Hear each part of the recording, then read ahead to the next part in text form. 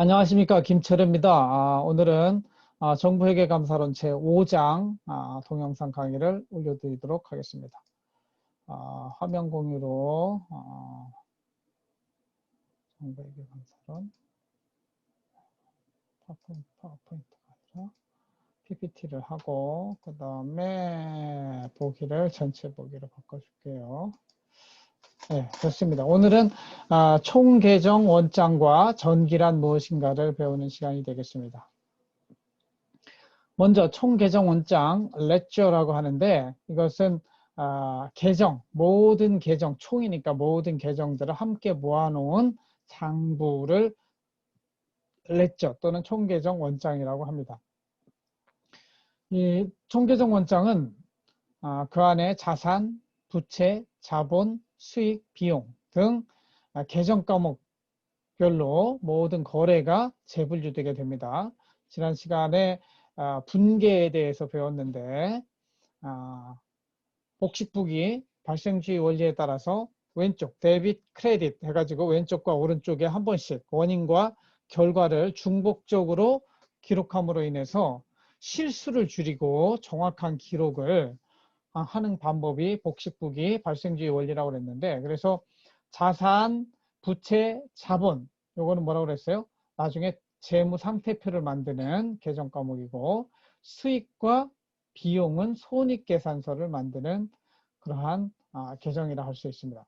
기본적으로 이 5가지는 대계정, 큰 계정이라고 불리는데, 자산 안에도 자세한 내용들이 있는 거 살펴봤죠. 부채도 그렇고 자본도 그렇고 수익도 그렇고 비용도 그렇습니다. 그래서 크게는 5가지 계정으로 해서 요 3개를 모아서 재무상태표를 만들고, 수익과 비용을 모아서 손익계산서. 그러니까 이 손익계산서라고 하는 것은 1년 동안 얼마를 벌었는가를 보는 것이고, 그 번 결과로 인해서 나의 재산 상태는 어떻게 변화했는가를 보는 게 재무상태표가 되겠습니다. 그래서 이 총계정 원장에 있는 계정들을 다 정리해서 모으면 잔액 기준으로 모으면 재무상태표, 손익계산서가 되는데, 그 과정을 앞으로 배워가는 것이 되겠습니다.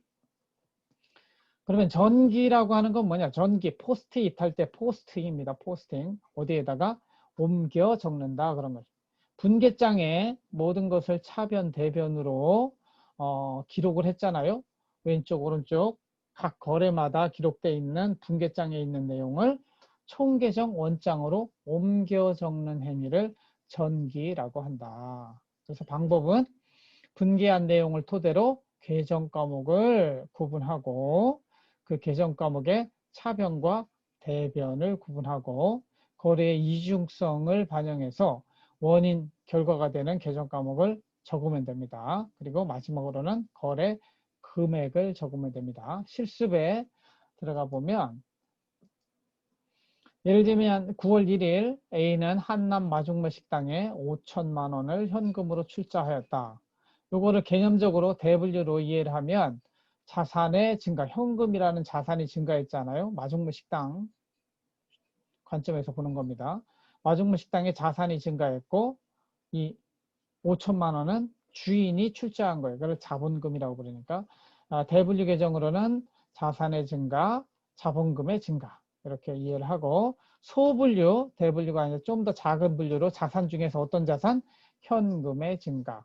자본금은 그대로 또 소분류에도 자본금으로 되니까 현금의 증가, 자본금 증가로 하고, 실제 분계는 앞쪽에 날짜 쓰고 차변에 현금 5천만 원, 대변에 자본금 5천만 원. 여기까지 했습니다. 지난 시간까지. 오늘은 전기예요. 전기라고 하는 거는 일단 총계정 원장을 알아야 돼요. 그러니까 현금과 자본금이 있기 때문에 현금 계정이 있고 자본금 계정이 있습니다. 그러면 현금 계정이라는 곳에 가서 이거를 옮겨 적는 거죠. 현금 계정에 5천만 원이 들어왔어요. 자산의 증가는 왼쪽이니까 왼쪽에 5천만 원 적되, 날짜와 금액을 적고 어떠한 상대 거래, 원인 거래를 알아야 되기 때문에 상대방 거래를 여기다 적습니다. 그래서 현금 계정에 5천만 원 들어왔고요. 9월 1일 날 뭐 때문에 들어왔어요? 자본금으로 들어왔어요. 반대로 자본금 계정에 가면 이 자리하고 이 자리하고 바뀌겠죠.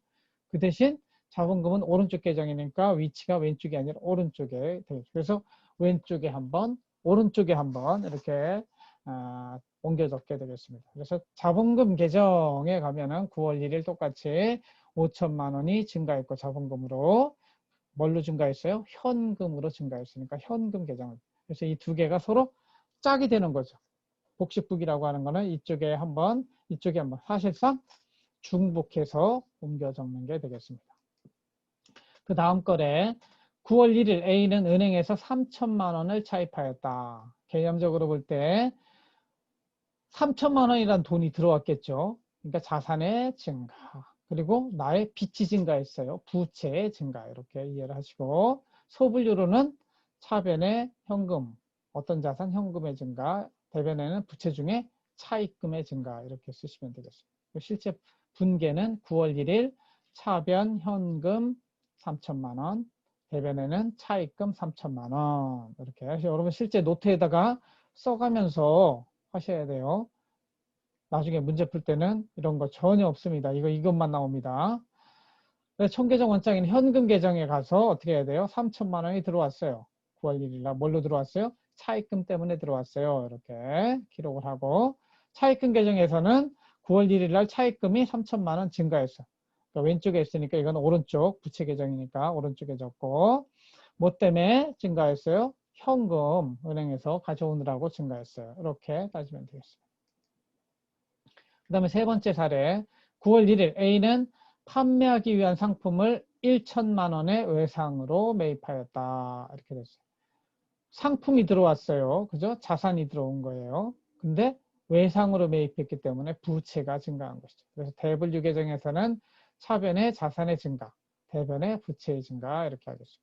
소분류 계정으로 볼 때는 상품을 그냥 상품으로 해도 되고요. 나의 입장에서 이건 재고자산이다. 그럴 때는 재고자산의 증가. 여기는 외상 매입금의 증가. 그러니까 외상으로 물건 산 거 전문용어로 외상 매입금. 물건으로 팔면 외상으로 팔면 외상 매출금 이렇게 부릅니다. 그래서 실제 분계는 9월 1일 차변의 재고자산 1천만 원. 대변에는 외상 매입금 1천만 원 이렇게 적어주고요. 이거를 전기할 때는 재고자산 계정 이렇게 해서 T자 모양으로 돼 있다 가지고 이거 간편한 T 계정이라고도 부르는데 꼭대기에 그 계정명이 있고 이렇게 사실 이렇게 칸칸이 쳐줘도 세 칸으로 돼 있는 거죠. 이렇게 이해합니다. 9월 1일 재고자산이 1천만 원 증가했다. 왜? 외상으로 증가했다. 부채의 증가로 인해서 내가 상품이 늘어난 거죠. 그 다음에 외상 매입금 계정에 가서는 오른쪽에 9월 1일 외상 매입금 부채가 왜 증가했어요? 재고 자산이 증가하느라고 이런 일이 있었다 하는 것을 이해할 수 있습니다. 그러니까 여기서 시작해서 최종 남는 거는 요것만 남는 거, 요것만 보고 어떻게 이야기해야 돼요? 재고 자산이 9월 1일 날 1천만 원어치 재고 자산이 늘었네. 외상으로 사왔구나 이렇게 해야 되고 이걸 볼 때는 외상 내 부채가 1천만 원 9월 1일 날 늘었네. 왜 그랬을까?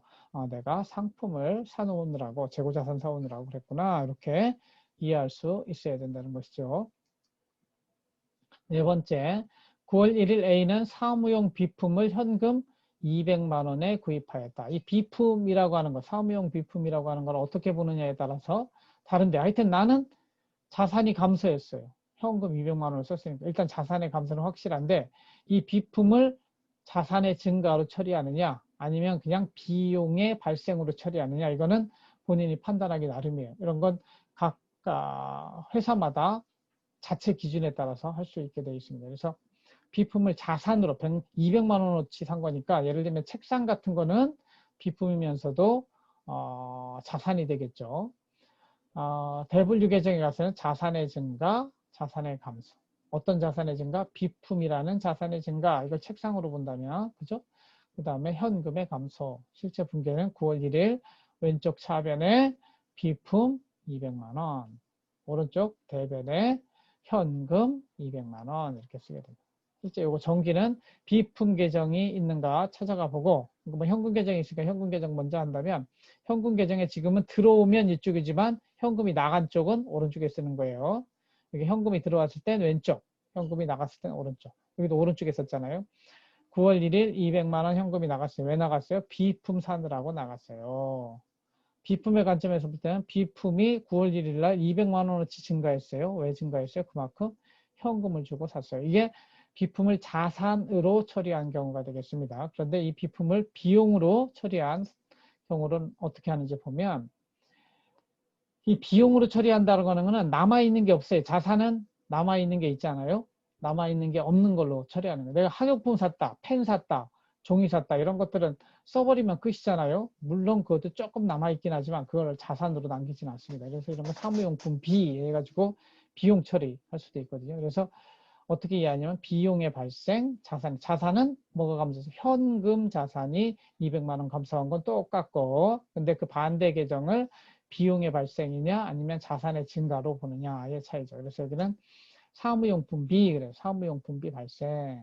그래서 실제 분계는 비용 계정에 사무용품비 200만 원, 현금 200만 원 나간 거죠. 현금 200만 원 나간 거 먼저 기록하면 똑같이 현금 200만 원. 여기 잘못됐네요. 여기 비품이 아니라 이렇게 틀린 게 있어야 돼. 이 비품이 아니라 이 자리에 뭐가 와야 돼요? 사무용품비 이렇게 해줘야 됩니다. 사무용품비 해줘야 되고 이 사무용품비도 사무용품비 비용이 200만 원 발생해 여기도 잘못됐네. 이 자리에 뭐가 들어가야 돼요? 현금 이렇게 들어가야 돼요. 그러니까 현금의 반대 계정인 사무용품비가 여기 들어가야 되고 여기는 사무용품비의 반대 계정인 현금 200만 원이 나갔다고 이렇게 표시를 해줘야 됩니다. 다음 5번째 9월 1일 A는 상품을 2천만 원 외상으로 매출하였다. 그러니까 외상 매출 상품이 나갔어요. 자산의 감소죠. 외상으로 매출했어요. 이건 뭐예요? 아직 현금을 받지 못했으니까 미래에 받을 돈 채권이라고 하죠. 채권 이것도 자산입니다. 채권도. 그래서 대계정 분류에서는 왼쪽 차변에 자산의 증가, 오른쪽 수익의 발생. 이렇게 매출한 거니까요. 매출한 거니까 수익 발생. 정정합니다. 외상으로 매출한 거는 아까 수익과 비용 중에 수익의 발생으로 처리해야 돼요. 수익의 발생 이렇게 처리해주고 실제 소계정 분류에 가서는 자산이 어떤 거 증가했어요? 매출로 인해서 상품 2천만 원이 증가했으니까 외상 매출, 자산의 증가, 외상 매출금 받을 수 있는 권리니까요. 외상 매출금의 증가. 처음에 좀 잘못 설명했는데 다시 설명해주면 상품이 나갔어요. 자산의 감소라고 볼 수도 있지만 상품이 나갔으니까 근데 이거를 파는 거니까 수익의 발생, 그러니까 자산의 감소가 아니라 수익의 발생을 이해해야 되고 그러니까 외상으로 매출했으니까 근데 이게 현금으로 받았으면 현금 자산의 증가인데 이거는 외상 매출금이라는 채권의 증가가 된다. 그래서 소분류 계정에서는 사변의 자산의 증가로 어떤 자산? 외상 매출금이라는 채권이 증가했다. 이렇게 이해하고 오른쪽에는 매출액이 발생했다. 매출액 증가 이렇게 이해하시면 되겠습니다. 그래서 이거는 손익거래가 포함된 손익계정이 되겠어요. 손익거래가 되고 분계는 9월 1일 차변에 외상 매출금 2천만 원, 오른쪽에는 매출액 수익의 발생 2천만 원 이렇게 적혀집니다.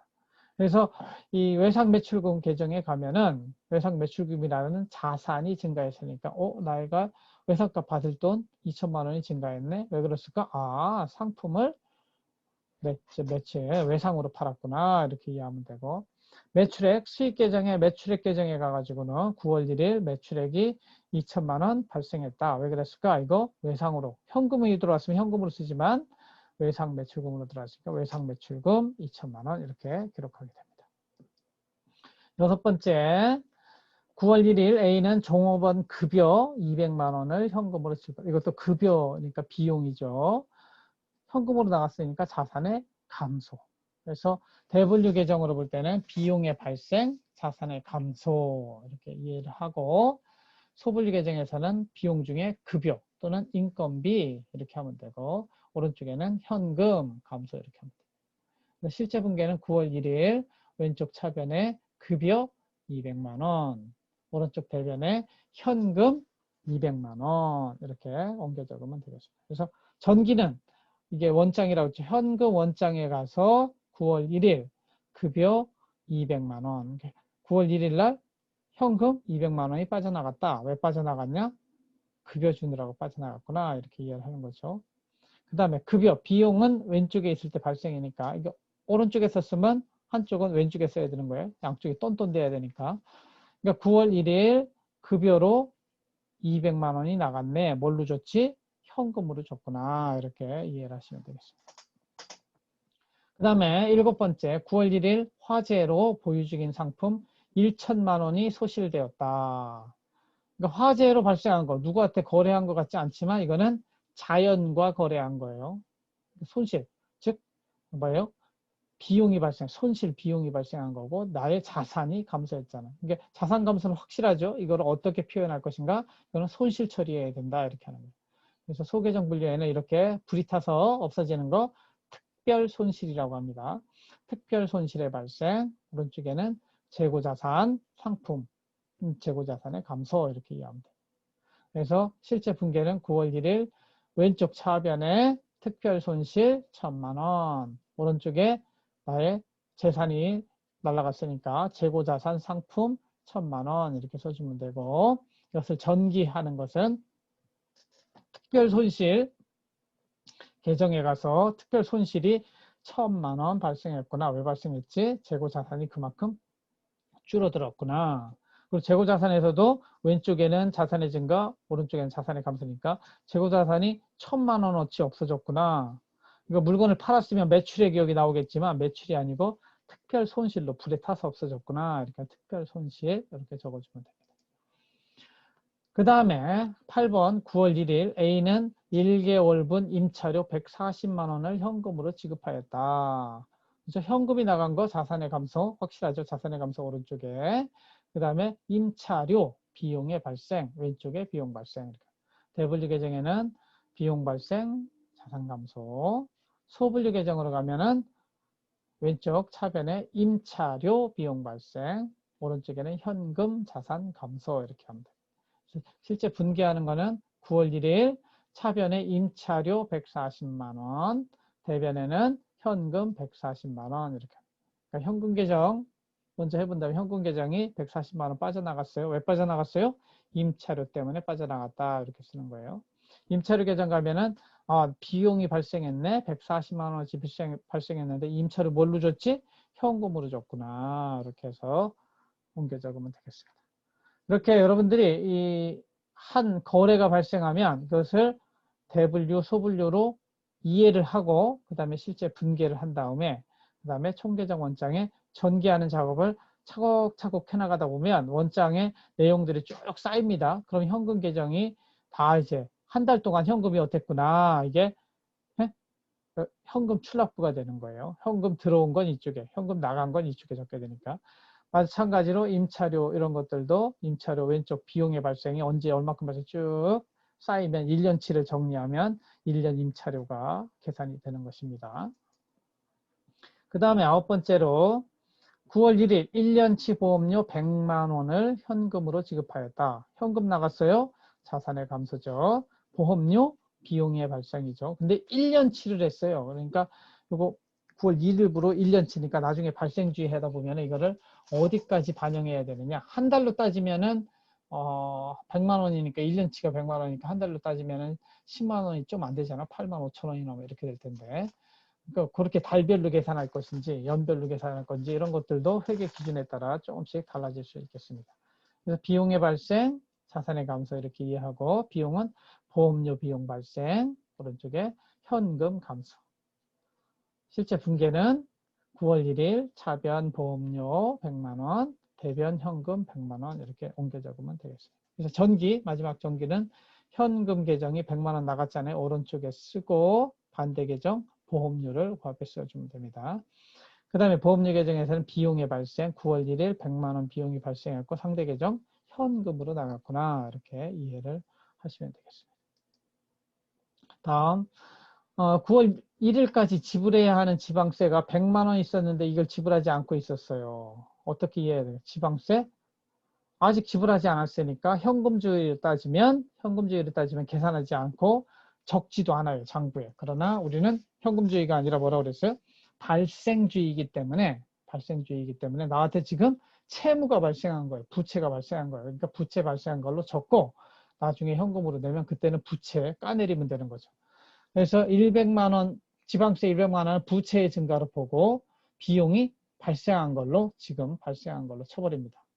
그래서 소불리에 갈 때는 지방세 발생, 그 다음에 여기는 부채에 지방세를 내야 되는데 안 내야 되는 거, 안 낸 거 미지급 지방세. 이게 부채의 항목이에요. 내야 되는 미지급 지방세라는 항목을 만들어서 이 오른쪽에 부채의 증가로 표시를 합니다. 실제 분계는 9월 1일 차변에 지방세 100만 원, 대변에는 미지급 지방세 100만 원 이렇게 처리해 주는 거죠. 그래서 지방세 계정을 가서 지방세 계정으로 비용이 100만 원 발생했다고 치는 거죠. 경제적으로. 그리고 상대는 빚이 발생했다고. 빚으로 외상으로 했다고 하는 거예요. 미지급 지방세 이렇게 이야기합니다. 미지급 지방세라고 하는 요 부채 계정에 가지고는 내가 부채가 100만 원 늘었네. 왜 늘었어요? 지방세를 냈어야 되는데 안 낸 거죠. 그러니까 지방세를 미지급 지방세로 대체했구나. 이렇게 이해를 하시면 되겠습니다. 그래서 오늘은 총계정 원장에 전개하는 것.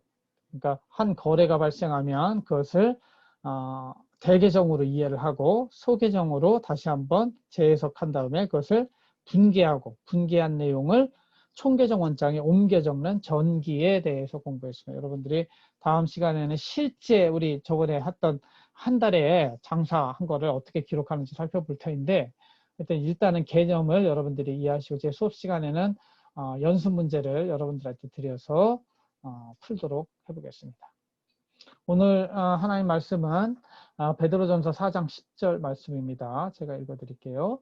각각 은사를 받은 대로 하나님의 각양 은혜를 맡은 선한 청지기 같이 서로 봉사하라. 각각 은사를 받은 대로 하나님의 각양 은혜를 맡은 선한 청지기 같이 서로 봉사하라. 이게 가장 키 컨셉이 선한 청지기입니다. 우리는 누구냐? 선한 청지기예요. 우리는 누구냐? 은사를 받은 사람이에요. 은사라고 하는 거는 기프트. 나한테 아무리 못난 사람이라도 잘할 수 있는 게 있어요. 제가 계속 공동체를 이야기하고 있는데 공동체에서 모든 사람은 서로 쓸모 있는 존재예요. 하나님이 주신 은사가 있어요. 그것을 가지고 선한 청지기 같이 서로 봉사하는 거예요. 이것이 천국의 삶이고 바람직한 공동체에서의 삶입니다. 자기 자신을 위해서 자기 은사를 쓰는 것이 아니라 누구를 위해서? 서로 봉사하기 위해서. serve one another. 서로 봉사하기 위해서 은사를 사용하는 거예요. 그런 마음으로 사는 사람을 뭐라고 하냐면 good steward라고 해요. good steward. 그러니까 하나님의 선한 청지기가 된다는 것이죠. 그러니까 여러분들 지금 자본주의 세계 속에서 악한 세계 속에서 사실은 서로 물어뜯고 경쟁하고 남을 이겨야 잘한 것처럼 그런 사회 속에서 살고 있는데 참으로 제가 볼 때는 우리가 올바른 공동체를 만들고 그 안에서 서로 자기가 가진 은사를 서로 인정해주고 그 은사를 가지고 서로 봉사하면 이것이 하나님 나라가 이루어지고 선한 청지기로서 서로 봉사할 때 공동체도 서로가 행복한 공동체를 만들 수 있는 것이죠. 그래서 사실은 지금 여러분들한테 저희 기성세대로서 정말 미안하고 한 것은 일자리가 없는데 억지로 취업하라고 여러분 잘 열심히 공부해도 죽어라 공부해도 100명 중에 30명은 취직할 수 없는 세상을 만들어 놓고 너 왜 취직을 못하니 이렇게 하는 건 정말 우리 기성세대가 여러분들한테 미안한 이야기인데 아무튼 우리가 이제 그래서 대안의 사회에 그것을 대신할 수 있는 사회에서 제가 협동작업과 공동체 이런 것들을 주장하고 있는 것이 이러한 성경의 말씀들이 성취될 수 있는 그런 공동체를 만들어서 살면 우리가 굳이 쓸데없는 영어 공부 안 해도 되고요. 그리고 꼭 필요한 영어만 하면 되는 거죠. 그리고 정말 서로에게 필요한 일들 자기가 가진 은사대로 자기가 가장 잘하는 거 가지고 서로 함께 잘 살 수 있는 그런 공동체를 만들어가는데 이 말씀이 굉장히 중요하고 여러분 가정 안에서도 실제 가정 식구들에게 서로 어떻게 해야 돼요? serve one another. 서로 이기적으로 행동하는 게 아니라 서로에게 봉사하는 그런 삶을 통해서 이것이 제가 볼 때 천국의 삶이고 그렇게 서로 내가 먼저 봉사할 때 천국을 누릴 수 있다고 생각을 합니다. 아무튼 그래서 여러분들 이 말씀 기억하시고 베드로전서 4장 10절에 나온 말씀처럼 각각 은사를 받은 대로 하나님의 각양 은혜를 맡은 선한 청지기 같이 서로 봉사하시는 여러분들이 되시길 바랍니다. 들어주셔서 감사하고 다음 시간에는 제6장 강의로 만나도록 하겠습니다. 고맙습니다. 마치겠습니다. 정리할게요.